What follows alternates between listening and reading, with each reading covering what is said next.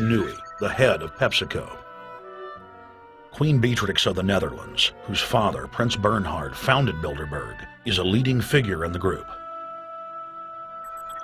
Of course, globalist kingpin David Rockefeller, seen here with his bodyguard, James Ford, always attends. The then newly appointed World Bank chief Paul Wolfowitz is photographed at Bilderberg 2005. It has been reported that Wolfowitz had attended previous meetings, while still the Deputy Secretary of Defense, a violation of the Logan Act. Under the Logan Act, it is a felony offense for any member of the federal or state government to meet with members of a foreign government without the express authority and authorization of the President or Congress. Put simply, it is illegal for members of the government to meet secretly behind closed doors with foreign power brokers due to the problems of corruption and espionage that it breeds.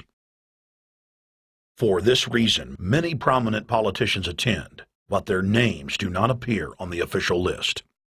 Despite the Logan Act, the governor of New York's name, George Pataki, does appear on the list, and we were able to catch the governor on tape walking with David Rockefeller at Brook Street.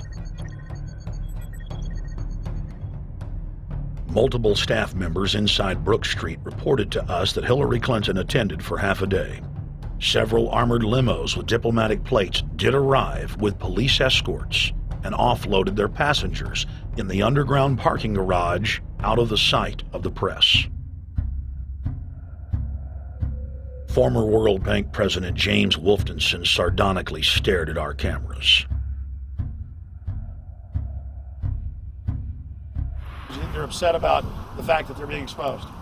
Well, I'm sure they are. I mean, look at the tinted windows. They don't want to be seen. They don't want even anybody to know they're here. So I'm sure they're ticked, and that's why we're here to try to expose them. Do you think that they were angry that they were on the front page of the local paper today? You think they're in there reading it right now, Jim? Yes, I don't think they're happy about it. They prefer nothing at all, no publicity. They prefer absolute secrecy. Yeah, you better look away. We're not your slaves. You don't own me.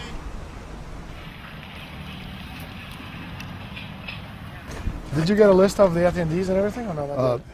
No, I've asked for one under a slight variation of my name, and I don't know if I'll get it or not.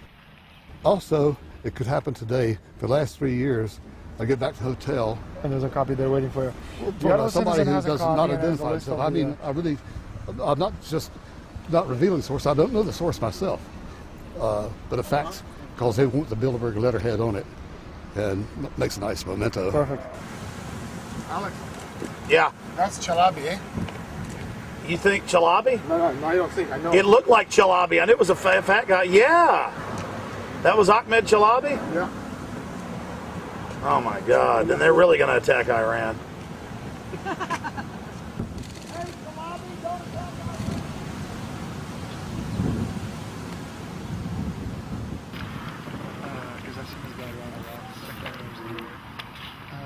This guy is too president. It's S, Scandinavia.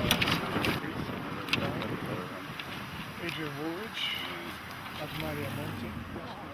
Over the last couple of years, they've been reeling with the amount of leakage that they've been experiencing, so it's getting harder and harder. But again, it will never get too hard for us because of the sources that we have inside are top-notch sources. People who are actually working for them, the Secret Service, the second layer, people in the Bilderbergers, the clerks, the administrative office, they're there. They are our eyes and ears, and every time there's something out, we always get the information. That's Francisco Pinto Balsamao. I think that's the Queen. It's the Queen.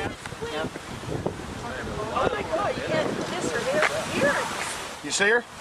Yes. Oh my God. Look me up, Holland. What usually happens, the Secret Service guys who are protecting the Bilderberg delegates, the staff, the cooks, the chefs, when they actually get to see and to hear what some of these nasty people are talking about, they're the first ones to look for us and the first ones to make sure that we get the information from the meeting. We're very rigorous with information that does come out. We double, triple, and quadruple the confirm the sources, make sure that all the information checks out. A lot of the stuff the Bilderbergers have planted information, make sure that this disinformation nullifies the accuracy of the reporting, which is why we never publish the first thing we hear.